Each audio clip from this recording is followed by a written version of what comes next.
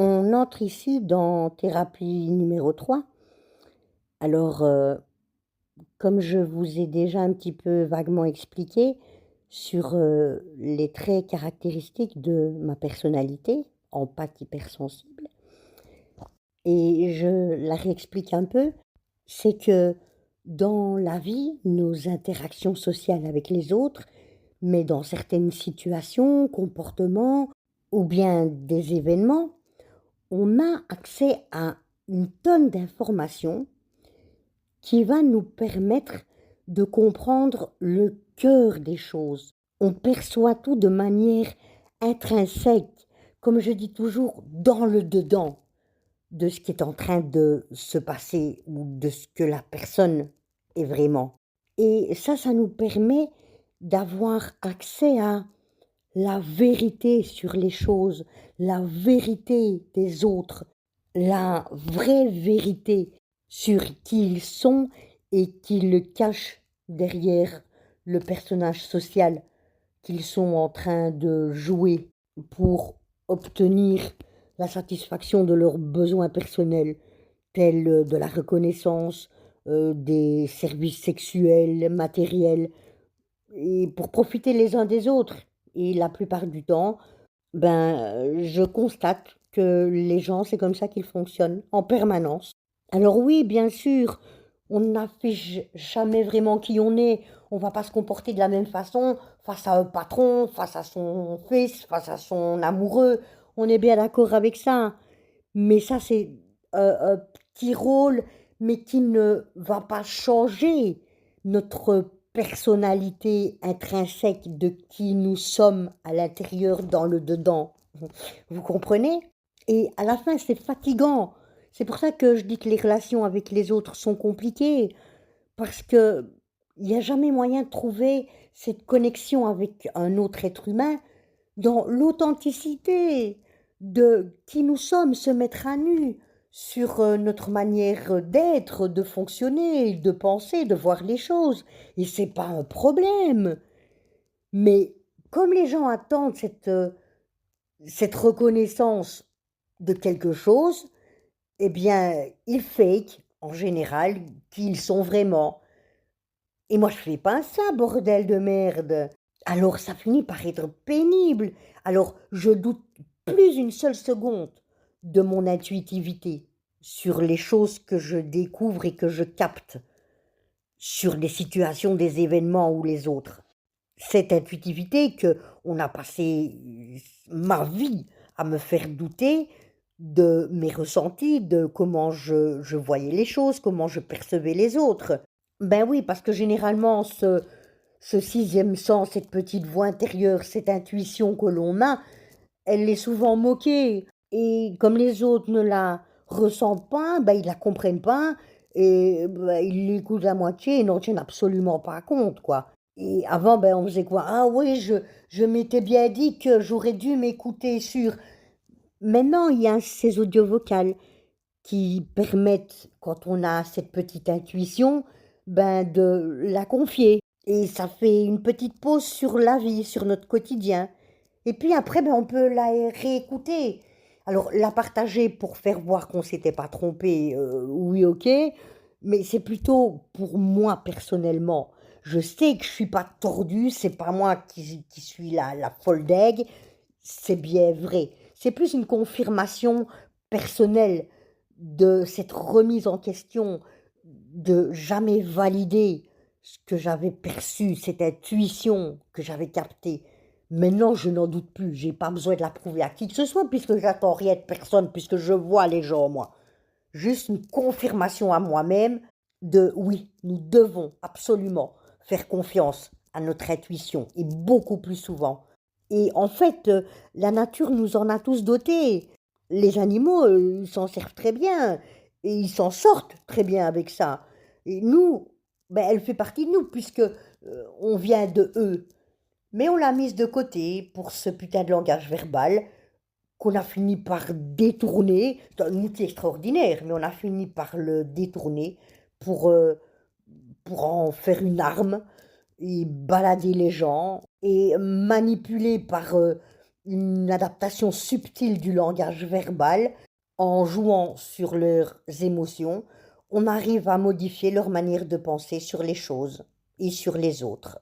Mais quand on a cette personnalité comme moi, d'empathe hypersensible, et quand on a appris et compris que cette hypersensibilité déclenche très vite et très tôt ce processus chimique des émotions, mais va aussi être amplifié au niveau de nos ressentis, eh bien, elle nous donne accès à la traduction instantanée de ce langage verbal en langage des émotions.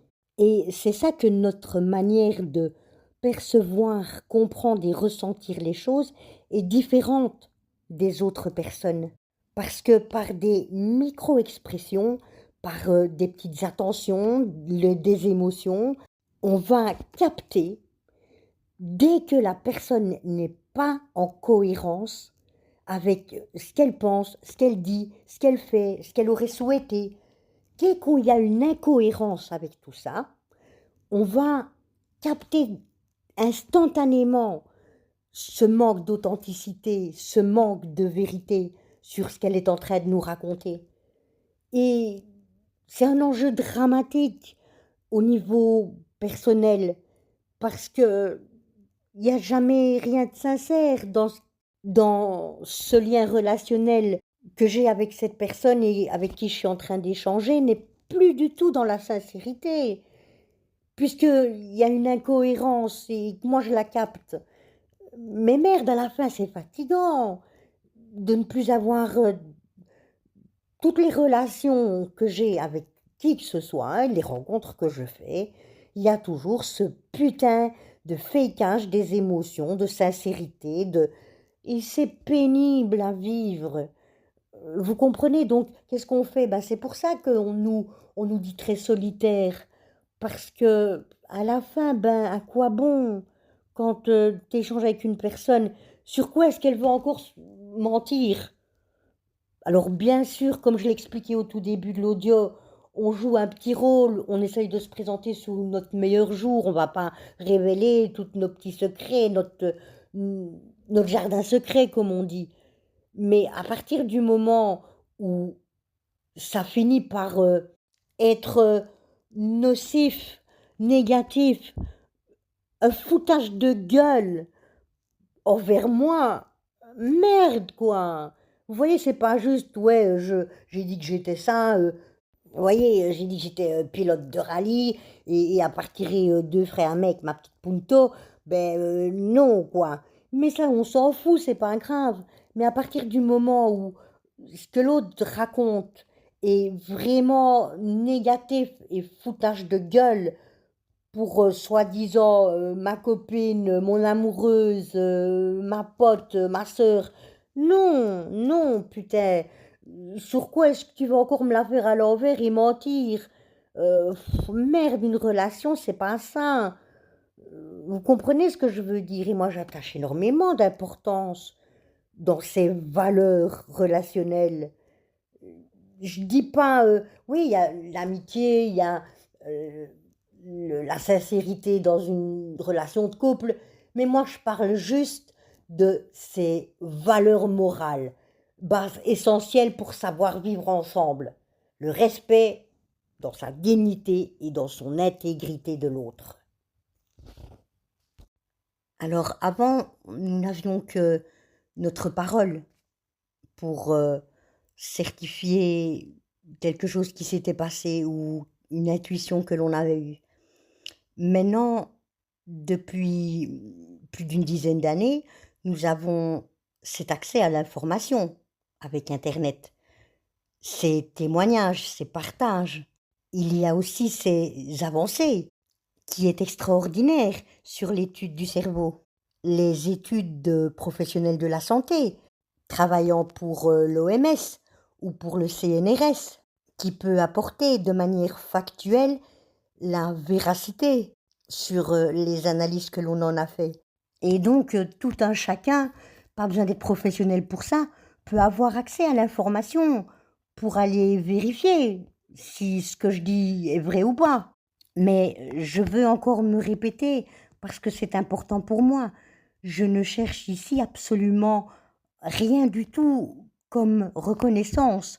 Je veux pas prouver que j'ai raison, si c'est vrai ou si c'est faux, si c'est comme ça qu'on doit faire ou pas. Voilà comment fonctionne mon décodeur émotionnel qui traduit ce qui se passe, ce qui se dit, ce qui se texte. Et les choses que j'en comprends en parlant avec les émotions. Les émotions, c'est les choses que tu ressens dans ton cœur, dans le dedans, à l'intérieur de toi. Seule chose que l'être humain ne peut contrôler par la volonté.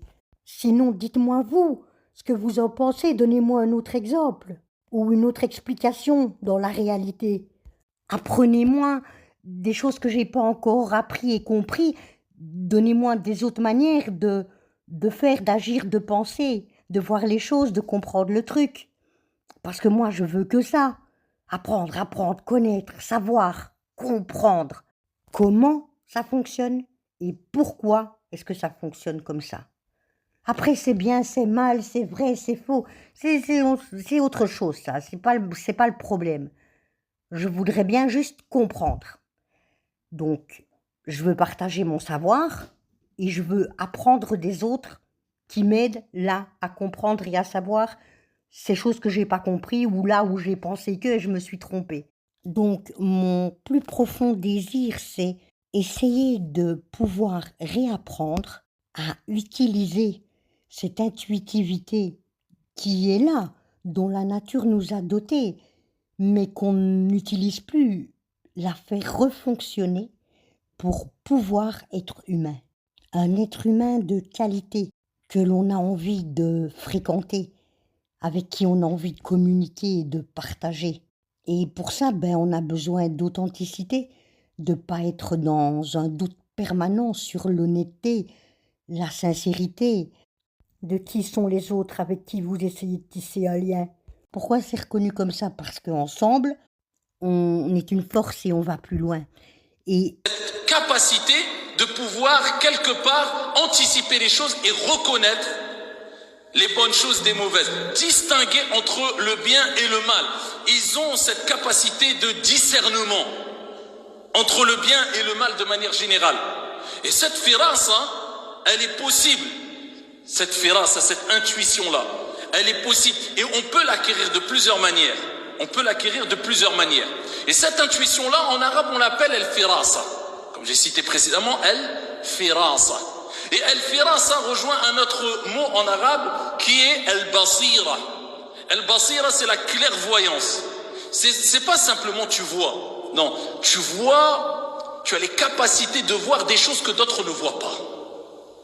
C'est ça, tu vois des choses que d'autres ne voient pas. Est-ce que ça veut dire que tu connais l'invisible, tu connais le futur? Non, c'est qu'à des moments, Dieu t'a donné cette intuition, tu ressens. D'accord? C'est pas une science exacte, c'est pas quelque chose de sûr à 100%. Et ce n'est pas parce qu'une fois tu vas sentir une chose que automatiquement tu as ce don tout au long de ta vie. Non, on est des êtres humains faibles, on a des faiblesses. Et ça a une influence, ta foi al-iman, sur ta faculté d'avoir cette intuition-là, c'est-à-dire ce sixième sens. Et